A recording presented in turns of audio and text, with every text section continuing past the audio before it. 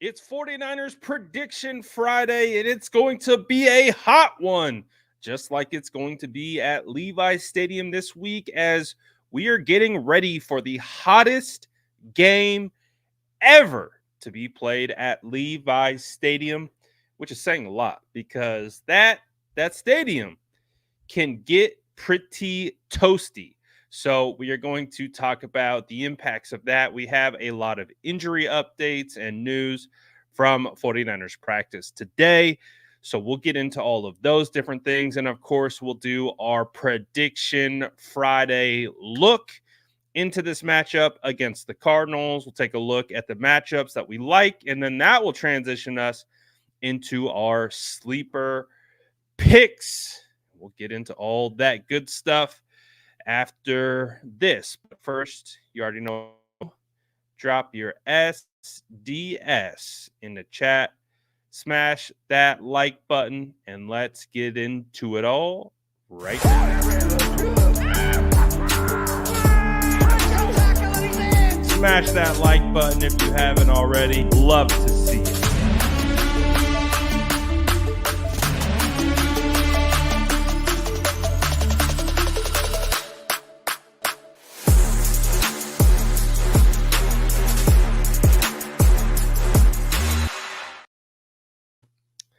What is going down, faithful? It is Prediction Friday time.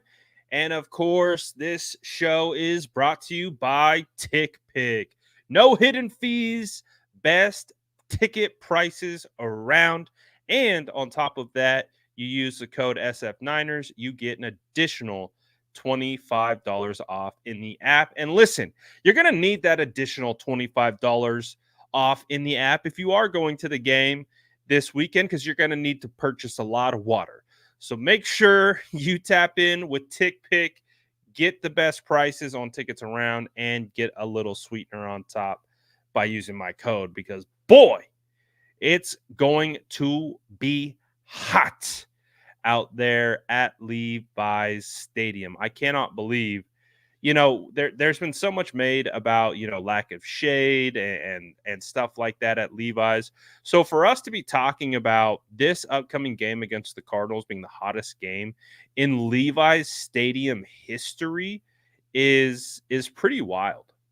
It really is, because I was at the game last week and I got absolutely fried.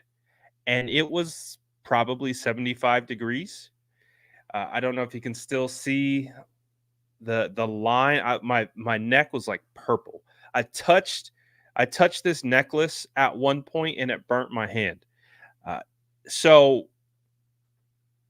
if you're going to this game, please be prepared. Drink lots of water. I would definitely suggest some kind of sun hat or something to kind of block the, because something about that Santa Clara sun, I don't know what it is, but it burns through your soul.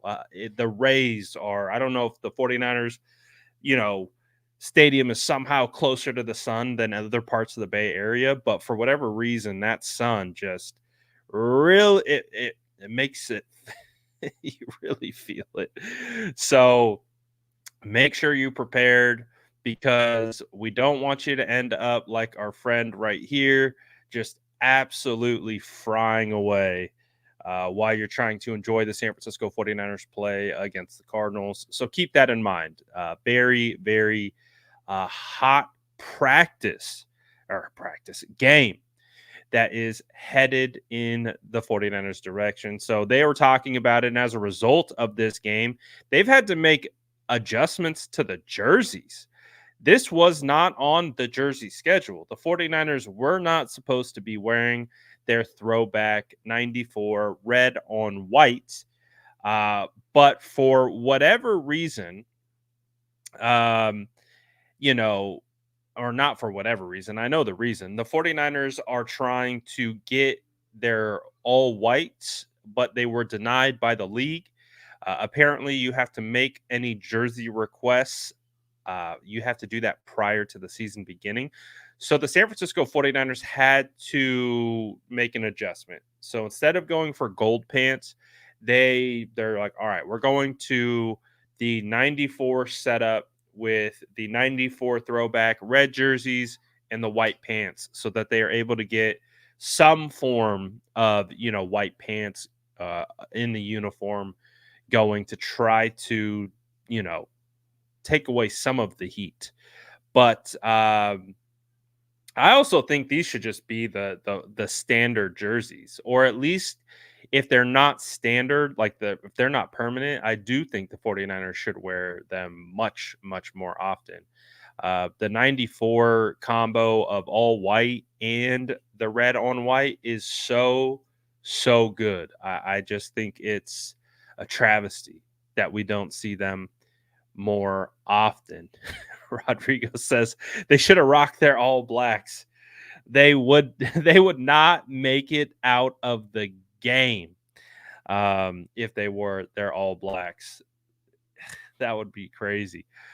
Jay Small says, I wish Levi's can add a canopy for shade. Honestly, I think they've looked into it. I don't think it's a possibility because of I believe from my understanding of like code issues with being so close to the San Jose airport with the planes flying over. From my understanding, I feel like I read this in an article like a long time ago, is that they can't add like awnings because apparently there's concerns over, I don't know, it somehow impacting the planes flying over. So I think it's just one of those situations where unfortunately it is what it is. And yeah, no, I don't think there's really going to be any shade coming anytime soon to the San Francisco 49ers stadium, which hey, it's the first portion of the year that's really tough. Once you get into the fall, like really into fall, I don't know what this October heat is, but when you really get into fall and into the winter, it's a lot more manageable for sure. So the 49ers will be wearing their 94 throwbacks as a result of the heat that will be coming. Hopefully, the 49ers bring the heat on offense, defense, and special teams. They are playing better. But let's talk about some of the updates from practice today. So, a lot of what this week was trying to determine Fred Warner, George Kittle, what is their availability? It does sound like they were able to get in a good practice today. And I would say that this puts them on track to play. Just like Kyle Shanahan said on KNBR yesterday, these two guys do not need to practice throughout the week in order to play. And so I'm of the mindset that these guys will be ready to go for this game against the Cardinals. Obviously, you want Fred Warner out there. They're dealing with some injuries at linebacker.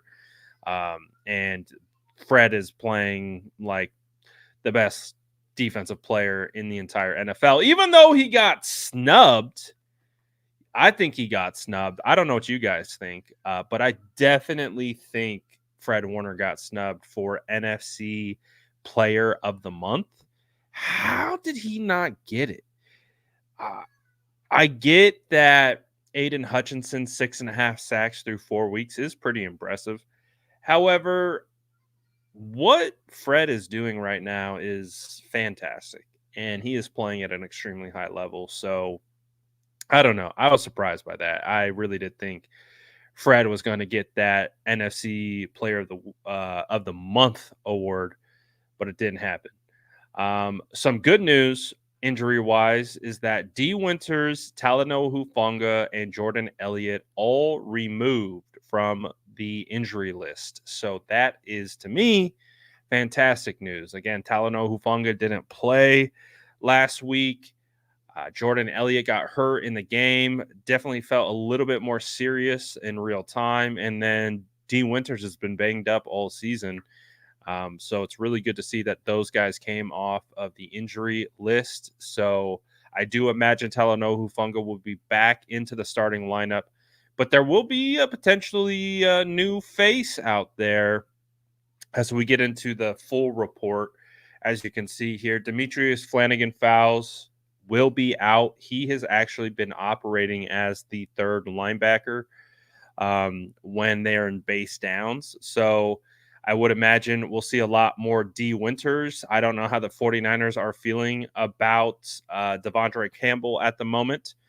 And if they are going to keep rotating with him and potentially get some other bodies back there, but we'll see about that. Yetur Gross Matos is out with the knee. Just a really unfortunate situation. He hasn't been able to get his feet under him at all this season. So just really been a non-factor considering the 49ers did pay pretty good money for him. So that's an unfortunate situation. But I do like what Brian says in the chat. Sam O, the real deal. Sam O is nice, man. He's really nice. He's raw. He's a young player in regards to experience. Sam O's a guy that I think we can actually rely on. He might fit the Charles Omenihu role that we've kind of, or I was expecting Yetur Gross Matos to fit into. And but we'll see. He seems like a ascending player, so he could be someone to keep an eye on for sure.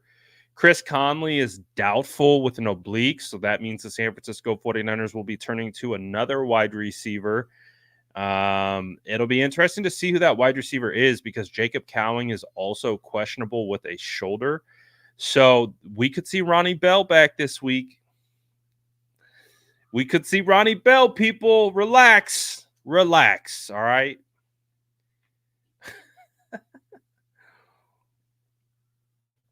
Relax. I can already feel the comments starting. Ronnie Bell. Yep. We might see Ronnie Bell this week, especially if Cowing and Conley can't go. Obviously, Ricky Pearsall, his window to return wasn't open, so he won't be playing. I also do think this might be very true. I think this could be the first time that we see Trent Taylor. And to be honest, I've been thinking about this. I just really haven't felt confident with our returners. And although, Trent Taylor might not be, the most electric returner, in the league, I think he's more than a safe option, considering what we've had back there. So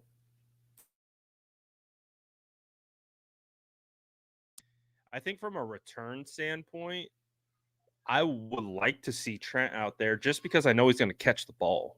And he has a ton of experience doing exactly that, being a punt returner. So I would definitely, I would like to see him out there. We'll see.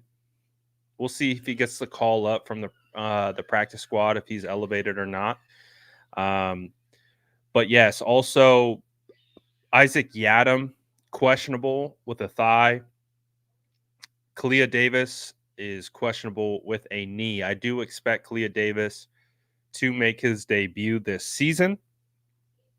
So I'm actually looking forward to that because we saw Kalia have a really nice little breakout in the preseason, and he looked really solid, and then he got hurt. So we'll see. We'll see what happens there. But those are the updates from today's practice. Obviously, there's a lot of names, but it sounds like for the most part, they ended in a good spot.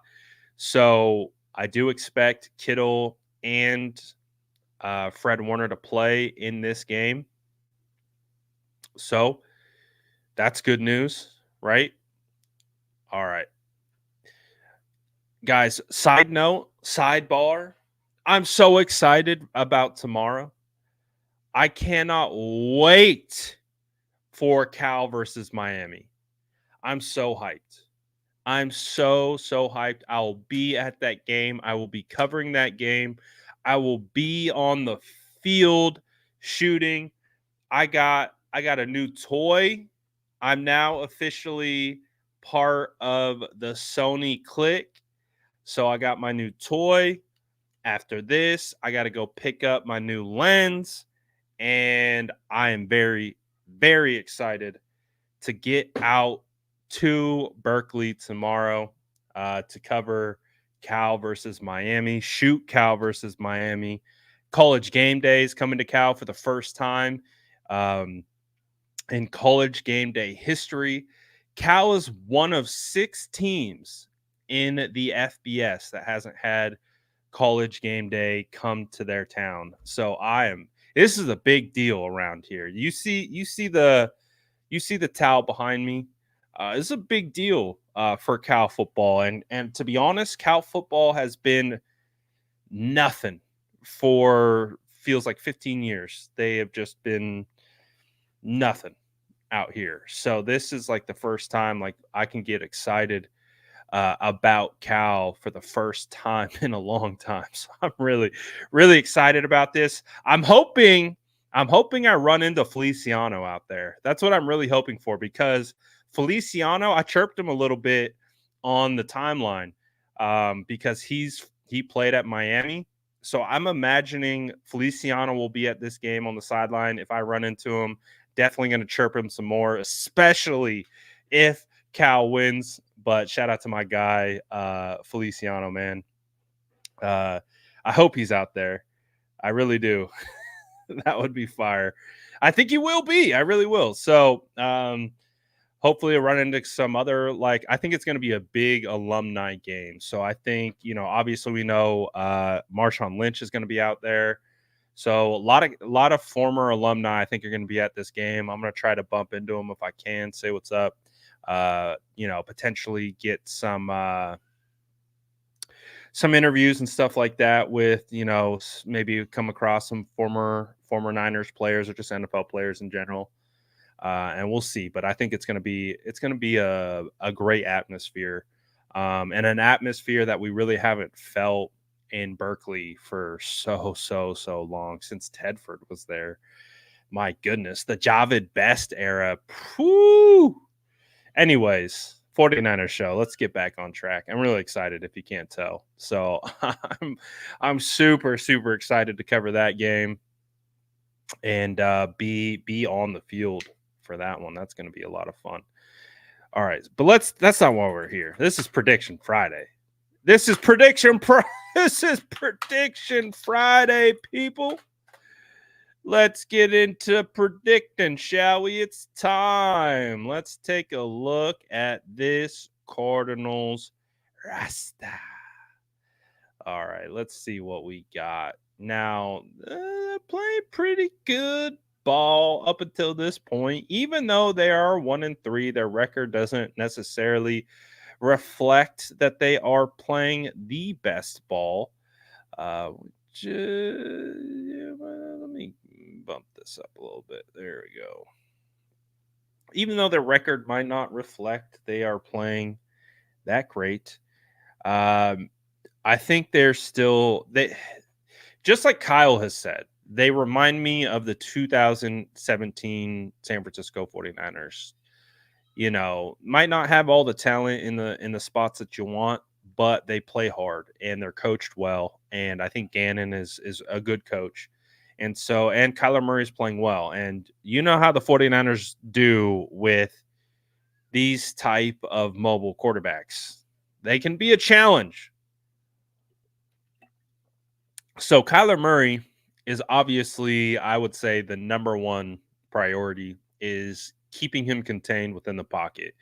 We know the biggest way to cripple the 49ers is to allow a quarterback to make plays on third down and continue to do that. That's really, to me, the biggest key to this game is to get the Cardinals off the field in third down situations.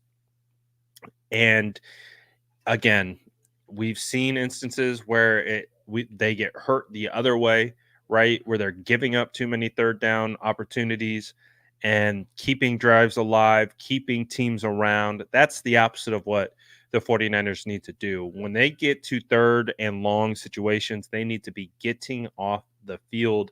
And that includes keeping Kyler Murray within the pocket, potentially spying him with the mic or something. But you just can't let Kyler run all over the place and and try to extend drives. You need to get him off the field and keep him on the bench. James Conner, he's a tough runner, but I don't think he poses a crazy threat. But Connor's not a bad back. He's not a great back. He's a serviceable back. He's all right. He's okay. I'm not gonna sit here and poo poo on James Conner, but he's not the best either. Marvin Harrison has definitely turned it on after, a lot was made about his slow start. 15 receptions, 243 yards, has him in 24th or 21st in the league in yards. He's tied for second in touchdowns. And that's after being not involved too much. Also, I am a fan of Michael Wilson. I'm a Michael Wilson fan, former Stanford guy. I think he's an underrated wide receiver, and along with Greg Dortch. Greg Dortch and Kyler Murray have a phenomenal connection. Dortch is your prototypical kind of slot wide receiver, and when Murray and Dortch are connecting, they can be a dangerous duo.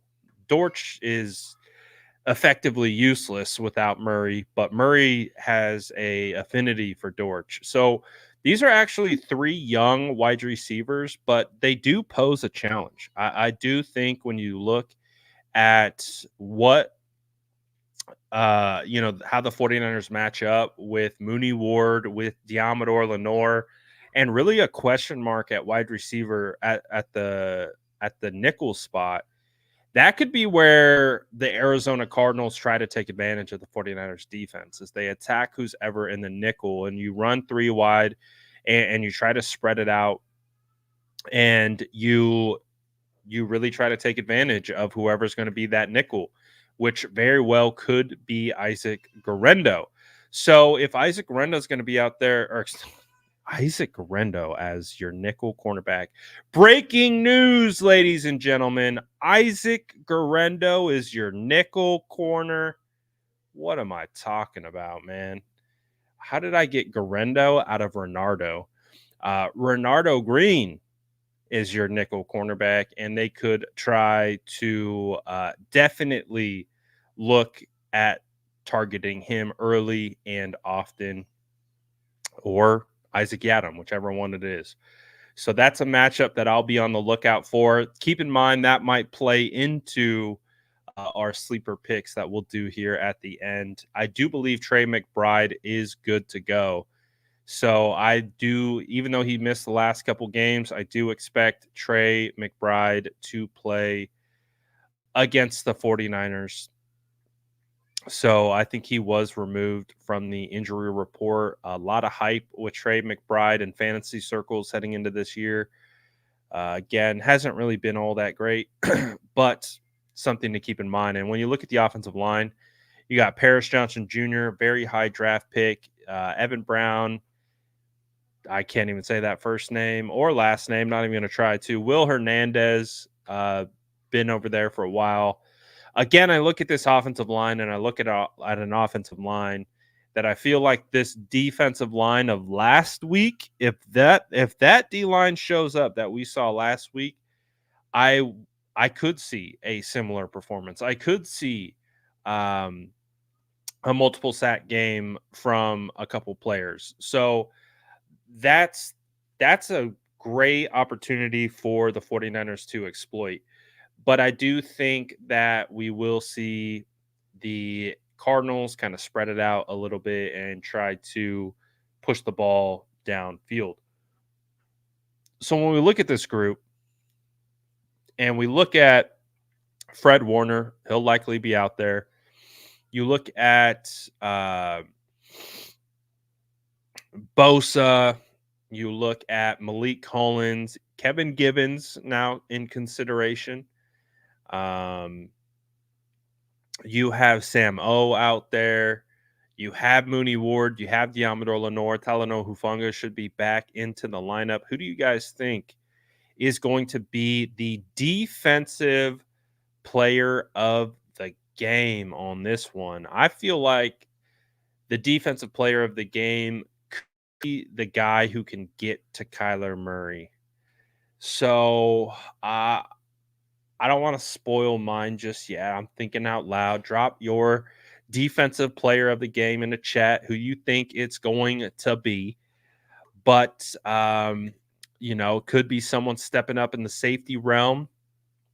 Malik Mustafa might get some run, along with obviously Jair Brown. I would like to see Jair Brown play a little bit better this year. And, you get Talanoa Hufanga back. Hopefully, those guys, hopefully the secondary and rush marry.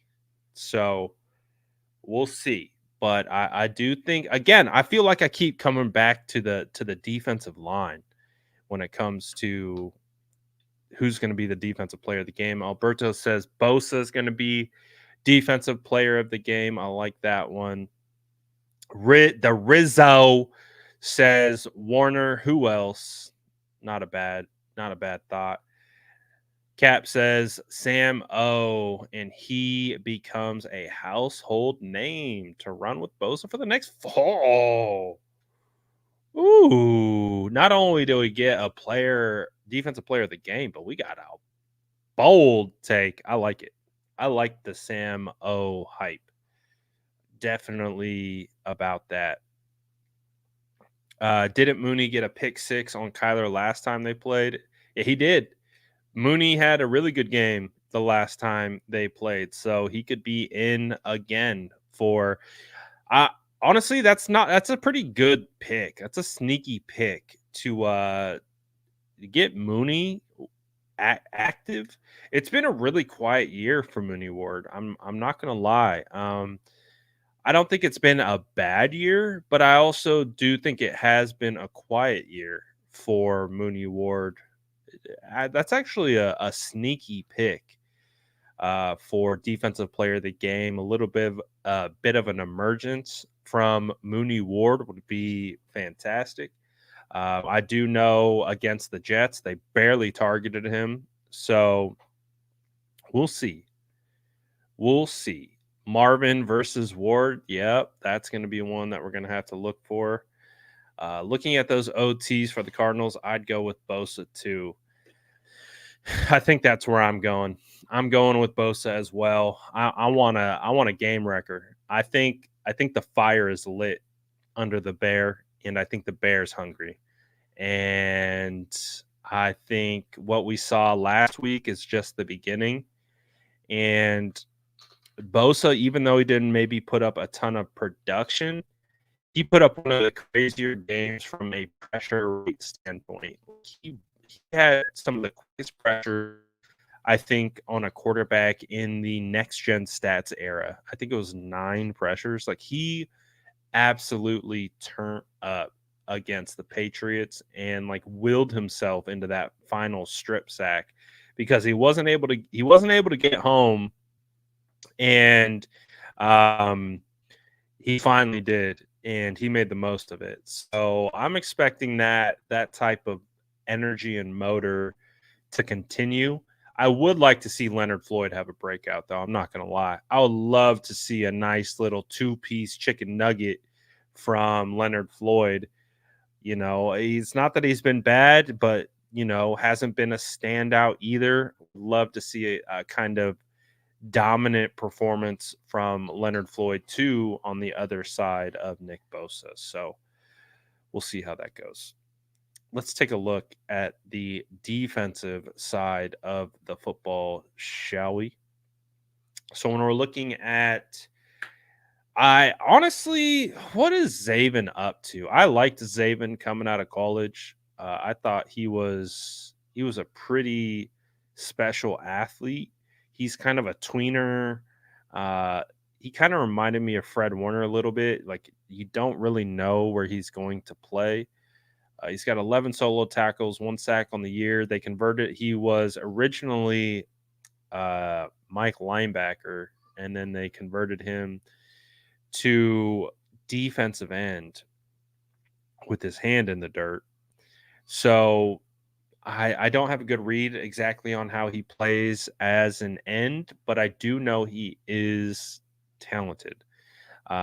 So that one will be interesting to see. But as you can also see, they're banged up. They are banged up. Dante Stills is starting for them at defensive end. This was a guy that I would have liked for defensive line depth for the 49ers back in 2023. I had the opportunity to speak to him at the combine. I know the 49ers were interested in him. They were meeting with him at the combine. This was a guy that I would have liked as back end depth, but I don't think he's quite. We'll see. I don't think he's quite starting caliber, but I do think he's a solid defensive end. But you can see their first round draft pick in Darius Robinson is out. Their high draft pick in BJ Ojolari is out. So they're a little banged up. Bilal Nichols, Roy Lopez. I honestly never even heard of Ray Lopez before. Who are you, pal? Went to Arizona, former 6th-round draft pick out of Houston, 5 solo tackles, 1 sack, 1 forced fumble. Nice to meet you, Roy. I am unfamiliar with your game. And Bilal, I know Bilal. He's been around for a while. But this to me looks like a defensive front that you could run on. This feels like a JP type of defensive line and cut through that thing like cheese. Throwback says, hope all is well. The 49ers can't start off slow or the Cardinals are going to make them pay. They are known to bully, which they will try. I agree. You don't want a slow start. You want to snatch the momentum, and then you want to keep your foot on the pedal as you move through this one. Absolutely. For sure. Shout out to Throwback. Appreciate the super chat. Appreciate Throwback. Hey, quick shout out to Throwback, man. Throwback does a great job of promoting all the 49ers content creators. I just want to say that, letting people know when lives start, sharing other people's content, sharing content of his own. Shout out to Throwback, man. No one asked him, but he does it, and it's a service that I just want to make sure that he knows it doesn't go unnoticed. And anytime he promotes anything that we're doing over here, we appreciate it. So shout out to Throwback and appreciate the super chat from Throwback as well. Propa says if Niners can win these next 2 games, we'll have 10 rest days before the Chiefs. Chiefs play Monday night, week before they play us. Big rest advantage. Definitely. I see you're looking ahead. These next 4 games are big ones for me in determining who this team is. Obviously, you got to take care of the Cardinals, and you got to take care of Seattle at Seattle on a short week. So that is going to be a challenge as well. But all winnable games, but we know the 49ers haven't been playing their brand of ball yet, so we can't sit here and say it's a guaranteed win, in my opinion. I don't think any of these games are guaranteed wins based on how we've seen the 49ers execute through the first 4 weeks. Cardinals to me isn't a guaranteed win. Seattle isn't a guaranteed win. Chiefs isn't a guaranteed win. And Cowboys isn't a guaranteed win. Are they capable of winning those games? Absolutely, but that requires them playing and executing to their brand of football, and we haven't seen that on all 3 levels. We haven't seen that on all 3 phases.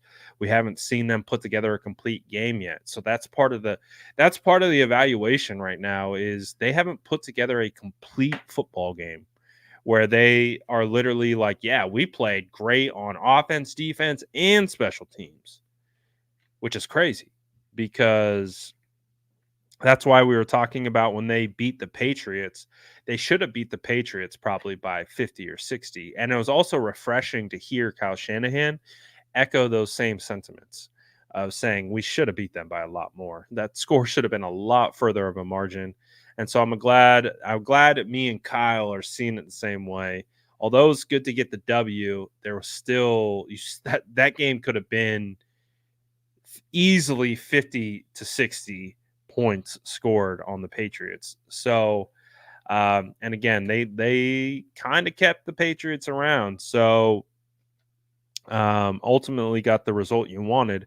But that's why when I'm looking at these next four, it's really a good test for this group because they are going to be able to really get a good look in the mirror. And so far from everyone that I've heard on the 49ers, like Kittle today was talking about it on his podcast, they know they're not playing their best ball right now. And hey, to be 2-2, not playing your best ball,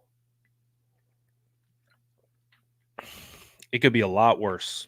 It could be a lot worse than that. So that's the thing with this first portion of the year. They'll continue to improve. They'll continue to get better. Get better. Let's look at the linebackers. Mac Wilson Sr., Kaiser White, Dennis Gardeck. I think Gardeck surprised me last year. I think this was the guy who kind of like actually surprised me. Um, he was one of the better he was one of the better defensive players on the field. I mean, even the stats kind of bear that out. He has 3 sacks, forced fumble, he has an interception. Gardeck, he gave not only Colton McKivitz problems, he gave Trent Williams problems last year. I remember watching that defensive tape. That was one of the defensive tapes that's kind of burned into my brain. So Gardeck isn't a guy that I don't think you want to sleep on. He he beat both Trent Williams and Colton last year in their matchup when it was Dobbs at quarterback. I think that was a week 4 matchup. So don't sleep on him. Um, and then you got on the secondary, of course, Buda Baker. There's Starling Thomas is starting. Okay, Starling. If you're wondering why I'm saying it like that, this was a guy that I liked for the 49ers to draft. I liked him coming out of UAB. I thought he had some promise and it showed some upside. He was a guy that I was mocking to the 49ers like in the, 5th, 6th, 7th round. So it looks like he's earned a starting job with the Cardinals. So he's a good athlete. I haven't paid attention to him at all in the league so far. I didn't even know he was on the Cardinals, but I do remember from scouting him. He's a quality athlete. So that's going to be an interesting one. It does look like they have this guy, Garrett Wilson, will be out. They have Darren Hall, Max Melton. This is a defense that the 49ers should absolutely cook. It really is. That's the expectation. This is a defense that the 49ers should absolutely cook on the ground and through the air. That's my read on this. So, I think that allows you to have a lot of ranges of outcomes when it comes to offensive player of the game. So drop your offensive player of the game in the chat because I think it could be anyone. It could be someone through the air, it could be someone on the ground. I really do think there's multiple ways that the 49ers can absolutely take advantage of this Cardinals defense. So I'm curious to see, who do you guys think is going to come out and have the offensive explosion? Could it be someone that we've been waiting to see have an explosion on the field? Or could it be a mainstay, someone that we already expect to ball out? Let's take a look at what the chat's talking about. We got Jordan Mason, aka JP Mason, back to back. We got Per Dog in the chat. Oh, so far 3 in favor of Jordan Mason. I like this one, Travis. Travis says BA. I think Ponce and I were talking about this. I think now feels like the time. Feels like the time to get a BA game. Debo, Purdy, 5 tutties. Ooh. I like that 5 touchdown. This feels like an unleash the Debo game. Honestly, I feel pretty good about where the 49ers currently sit because it feels like a lot of different guys could have a big game. It feels like the offense in totality could have a big game. Strawberry says, Mason, I could see Kyle running the ball to end the game quick with a short week. BA having a game will be awesome. Jennings been balling out. Is it going to be a BA day? Kittle could have a big game. So I'm liking the options that we got here. I'm going to cheat. I'm going to have offensive players of the game because I just think that's the way it's going to play out. And again, keep all this in mind when we build out our sleeper ticket, man. Because we're going to win. I promise. I'm going to show you our ticket from last week. We're going to get one. Dude, when we get one, the celebration is going to be phenomenal. When we win, I'm going to just straight up Venmo one of you guys in the chat, whatever we win, because what are we as a group? We're 0-4. So we're going to get this. We're going to get this nailed. I promise you. I'm going to show you how close we were last week on our play. But I've got a dual offensive player of the game. I'm going Jordan Mason and Brandon Ayuk. I think both those guys are going to ball out. I think the opportunities, I think with Brandon Ayuk and kind of the way the game has fallen so far, just really hasn't fallen his way. But I really do think that what we saw from BA in this last week, how he performed and came out and played against the Patriots, I do believe that he will be able to build off that momentum. And as a result, I'm expecting a 2 touchdown kind of day for BA. That's just, I feel it in my bones. That's where I'm going. Yep, BAJP type day. So Nigel says, "Do you think we'll see a trick play?" I want to see. We need an offensive line touchdown. I know we talk about Trent all the time, but this is my wrinkle to this. If we could figure it out, is you somehow get Pooney and Trent Williams to report as eligible. And so right when you hear, oh, Pooney, Trent Williams reporting as eligible, you're kind of thinking, oh, Trent Williams trick play. The trick play is to Pooney. I saw Pooney catch a spike from yesterday's game, or not yesterday, last week. It was Juwan Jennings. He spikes the ball. It was a beautiful spike. The ball went insanely high into the air. And what I got a glimmer of was Dominic Pooney's ball skills. And I was like, oh, former rugby player? I have no idea. But that's what it struck me. The way he snagged that ball and like the way he caught it, I was like, oh, you have natural hands. So right there, I was already started thinking, I'm like, oh, let's get him the ball.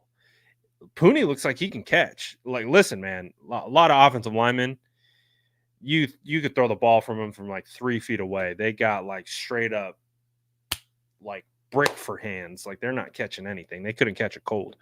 So the way that I saw Pooney catch that, I'm like, oh, he's got natural ball skill. Like he got hands. And I played rugby, so I'm like, oh, big guys who typically got hands like that, you know, Polynesians too. Well, there's maybe a rugby background there. So I'm like, can we do a trick play to Pooney? I kind of want to see that. I would love to see, like, obviously we want Trent, but I would love to see Pooney get after it as well. But all right, so we just got through our matchups. It's time to build out our sleeper pick. I'm gonna show you the heartbreak. What is last week?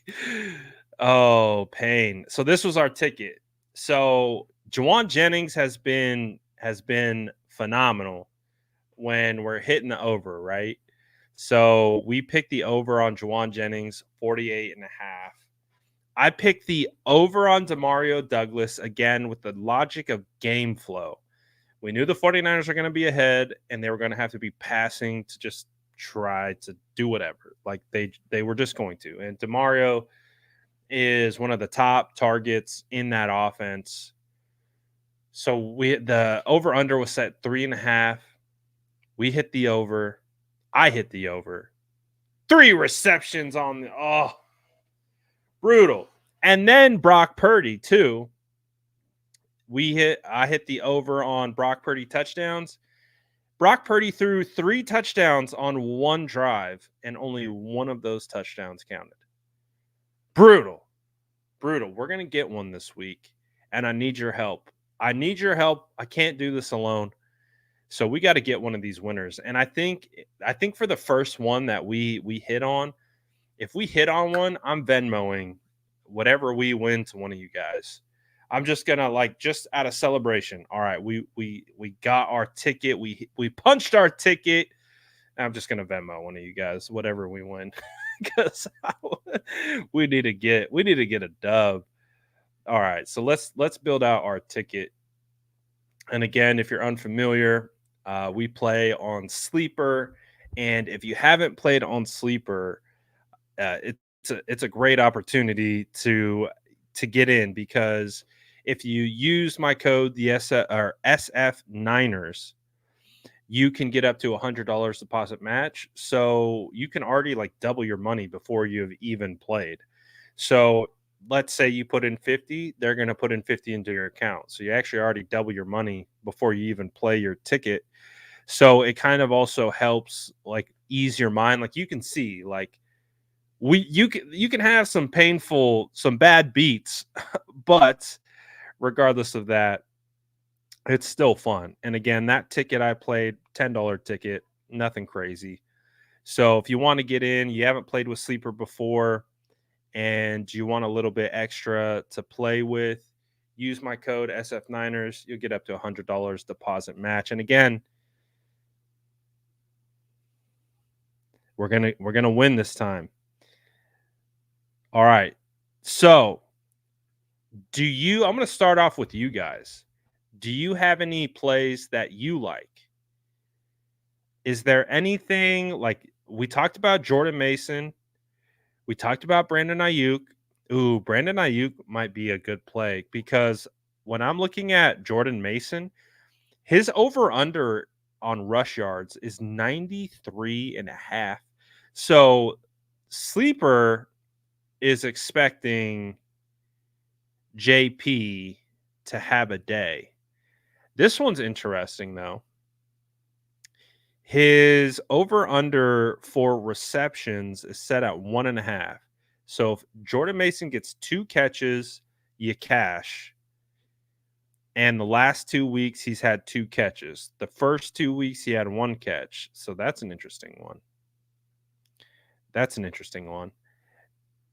Jesus says Mason will run for 150. Well, then you should play the rush and receiving yards. His over-under is set at 99.5. He has cleared over 100 yards in 3 out of his first 4 games. Ooh. Do we feel comfortable with that? We can either go we can go rush touchdown, We could go anytime touchdown. We could go over on Jordan Mason rushing and receiving yards. Basically, if he goes for over 100, uh, that would hit. Hendrick says he took Mason's opening line at 83.5. Smart man. It's definitely gone up to 93.5 now. So that's an interesting one. That's an interesting one for sure. I'm feeling like Brock Purdy smashing the over on a Brock Purdy. We're gonna get 2 Brock Purdy touchdowns. I think that's going to happen. So unless anyone objects in the chat, I think I'm gonna hit the over on 1.5 touchdowns on Brock. Because again, he's cooking right now. So it's hard. It's hard to bet against him. I'm feeling like 2 touchdowns for Brock. Brock has historically had good games, especially passing against the Cardinals, his hometown team. So I think I'm going to go there. I think I'm going to go on the over on yards on Brandon Ayuk.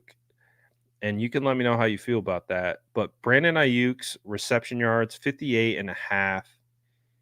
He's due for a breakout. So he's gone under every single week. But I think this is the week. This is the week that Brandon Ayuk reasserts himself. So I think I'm going to go BA. Whoo! Oh boy.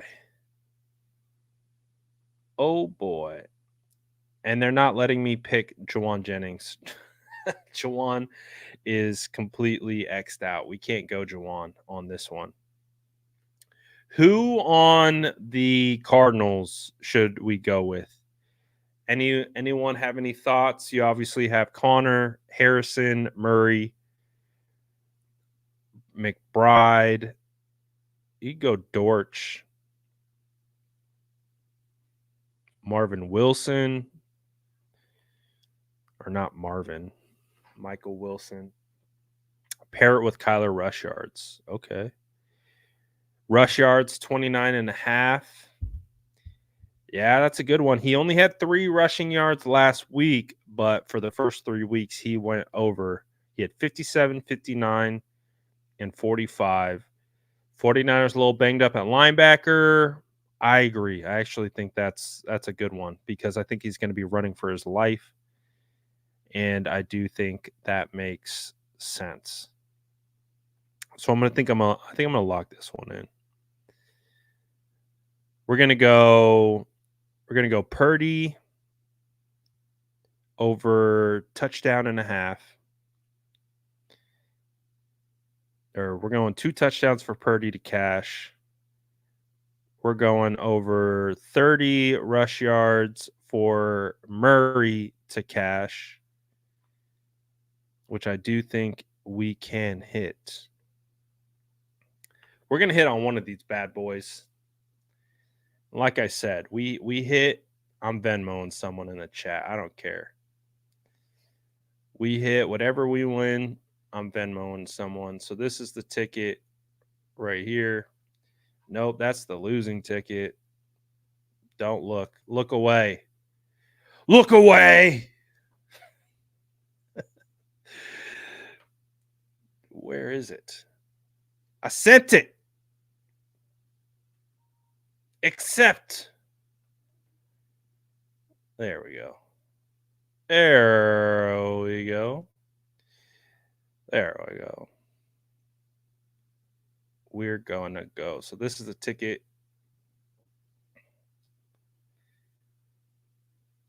Kyler Murray. We're going 30 rush yards cash, 2 Brock Purdy touchdowns cash. BA's got to go crazy, man. It's time. It's time. This feels very winnable. This feels very winnable. So again, $10 wins $45. We win this one. That $45 is going to someone in this chat on Victory Monday. It's happening. It's happening. I think that might be the thing. That might be one of the things that we do. We hit on a ticket. I'm sending it right back to the chat. So that's the ticket for Sleeper. And again, you want to get in on the action too, having a little fun. Again, not doing anything crazy. Just use my code SF Niners when you sign up. Get up to $100 deposit match, and we'll have some fun. Score predictions. It's about that time, ladies and gentlemen. It's about that time. Let's see how confident you guys are. Drop your score predictions in the chat on this one. What do you think the San Francisco 49ers are going to do? Do you think it's going to be a convincing win? Do you think it's going to be blowout? Do you think it's going to be close? Do you think it might be kind of close and then they pull out, a little bit further ahead at the end? What are you thinking that the game flow and the game is going to look like? Do you think that the Arizona Cardinals might sneak up on the 49ers? Make it a little bit more interesting? What do you guys think? Drop your score predictions in the comments. We got 42-27, and Vader is feeling very confident about this game coming up. I like it. Devin says 34-26. 26 is more than I would hope, but 34 for the offense, I can dig that. We've got 27-17 from Jay Smalls, 10-point win, modest, realistic. We got Josh in the chat. What's up, my guy? He says 33-20 Niners. Pull away early fourth quarter with a turnover and quick score. I like the game flow. I like the game flow addition to the score prediction. Travis says 31-17. Niners up 14-10 at half. Okay. And then they end it 34-26. 37-17.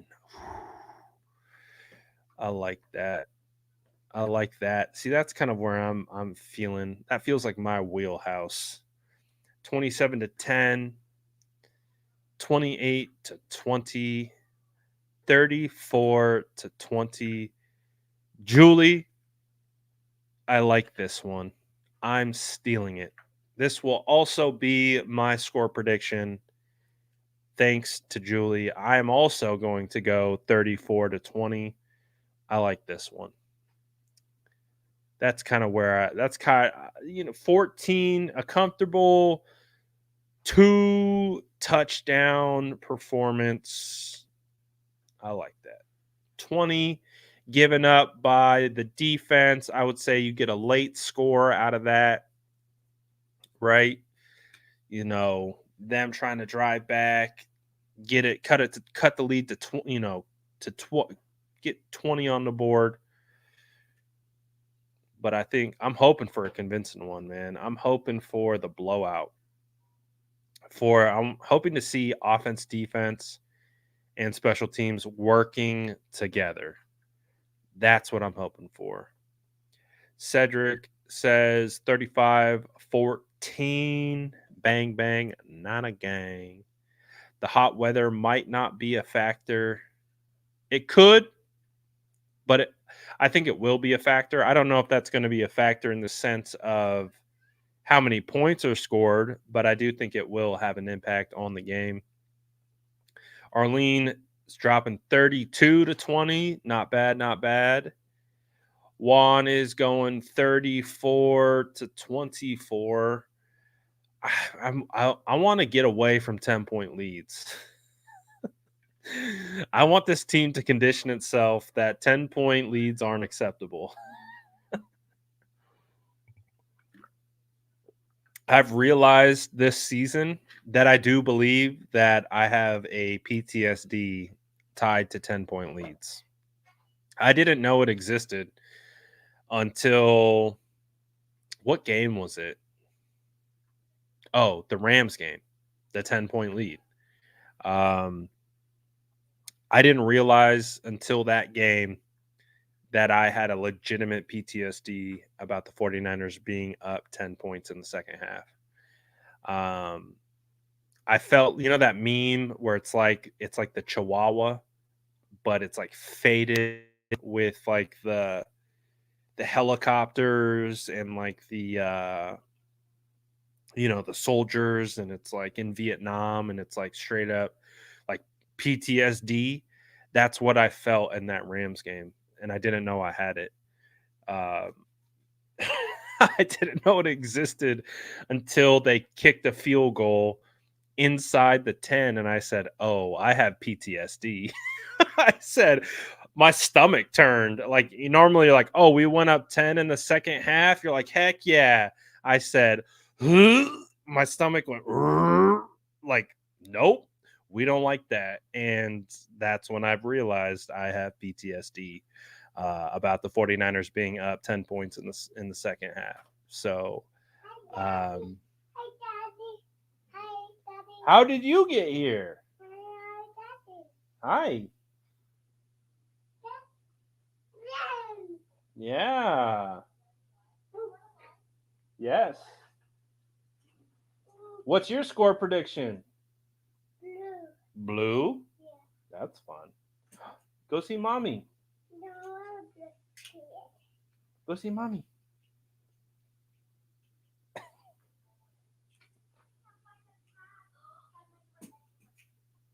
That's fun. Come on. You go this way. Hold on one second.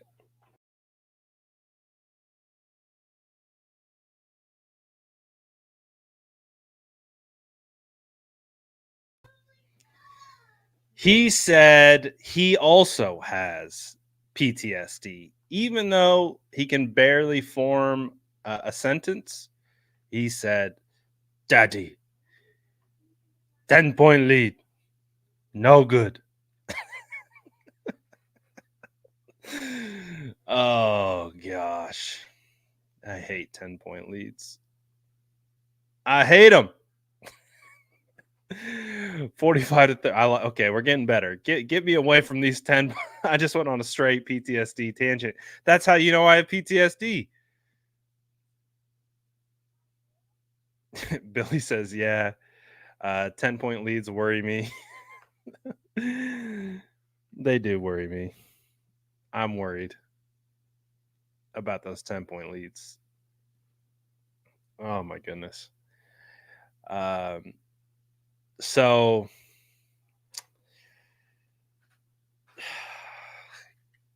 I need minimum two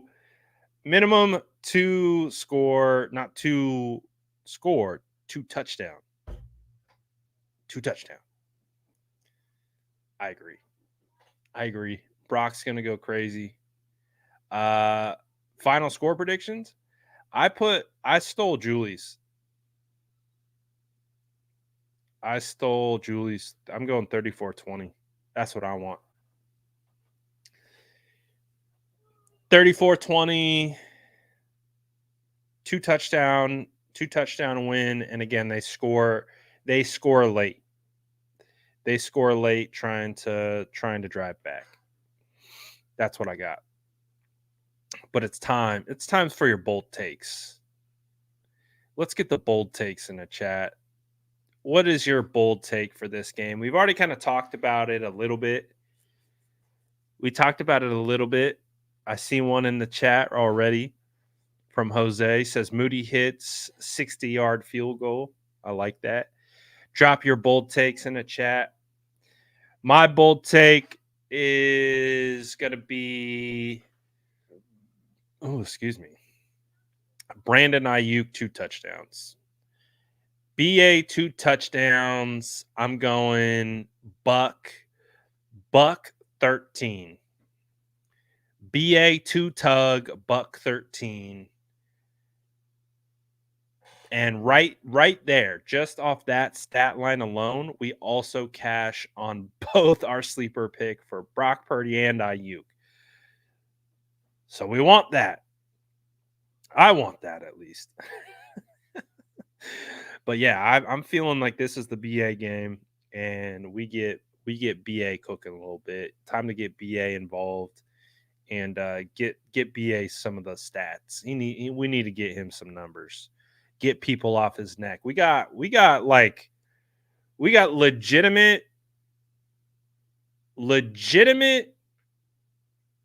media members talking about trading Brandon Ayuk for Devontae Adams. That's how you know we need to get Brandon Ayuk some production. Like people that I wouldn't think would say that are saying it, and that's how you know. That's how you know we need to get BA involved. Like I I do I'm a believer of, the game plan dictates where the ball goes. I get that. Nah, Kyle, we need to dial it up. Yeah.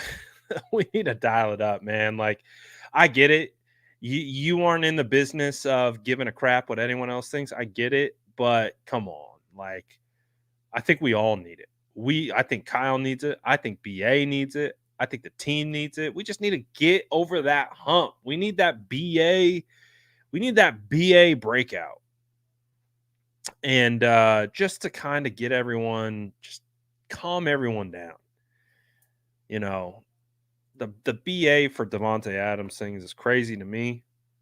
Um, People I respect saying it, I'm like, I can't believe this is where we're at. Week 4, we're talking about trading Brandon Ayuk for for who?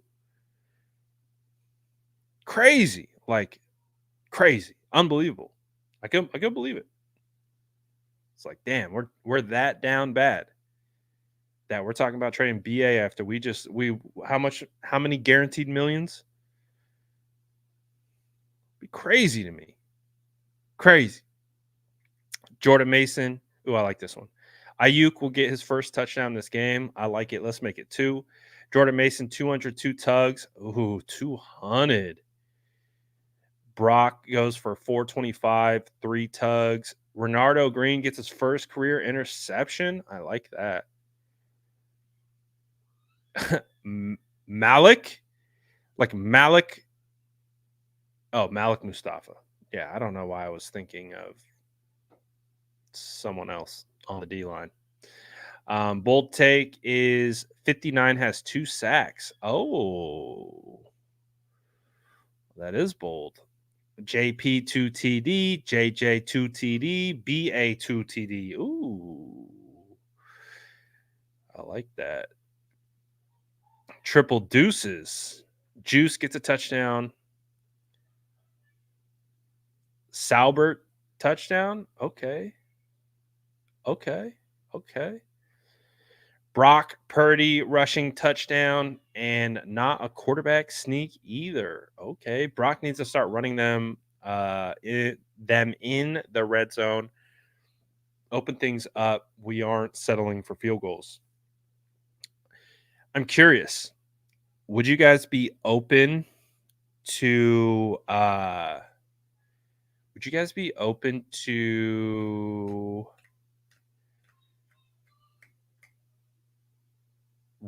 zone read with Brock? Does not like zone read where he's reading the defensive end, pulls it, and he runs. If the defensive ends crash down, I'm kind of open to it. I am. I wouldn't mind seeing that, and that might be right there way how he scores a rushing touchdown in the red zone. Purdy, 340 yards. Juice, 2 touchdowns and an interview. Tatum Bethune will have a forced fumble on James Conner. Oh, I like that one. I'm down with the 2 T. Me and Julie are on the same page today. Shout out to Julie. We are one. today. Juan says, people overreacting with BA. He'll get back to midseason form soon. Why in the world would we trade for a wide receiver 6 years old? That's what I'm saying. It doesn't. I'm like, oh, I don't understand. Like, I get it. It's a name. It's a very quality player. But yeah, there's a lot of questions on that one. BA 175 yards, 2 tugs. Okay, I like that one better. Sam O 3 sacks. Okay. Huff forces 2 fumbles on the rookie. Okay.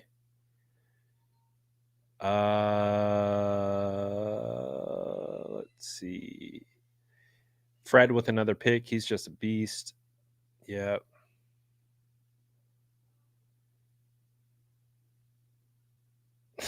the damn meme. That's one of my favorite memes. Oh my gosh, it's one of my favorite memes all time. Damn. Oh, I love that meme. It's so good. It's so good. Just a picture of a dam. Oh, I love it. I love it. So this feels like an opportunity for the best team win. This feels like an opportunity for the 49ers to play well on all 3 phases. So I'm hopeful that's what we get. And we'll see, man. We will see. But shout out to everyone for tapping in today. Again, if you're going to the game this Sunday, make sure that you get in with Tick Pick. It's definitely going to be the cheapest that you will see out there for tickets. And again, if you want additional money off, use the code SF9ers for $25 off your ticket purchase. So if you're going to the game, make sure you're using Tick Pick. And again, go do your own research. You'll see that they have the cheapest prices. So appreciate everyone for tapping in as always. Hopefully you guys have a good weekend. I'm excited about tomorrow to get out to Berkeley, and then we're going to get to the game on Sunday. So appreciate everyone tapping in. Smash that like button on the way out. Grab your cookies. We out. Peace.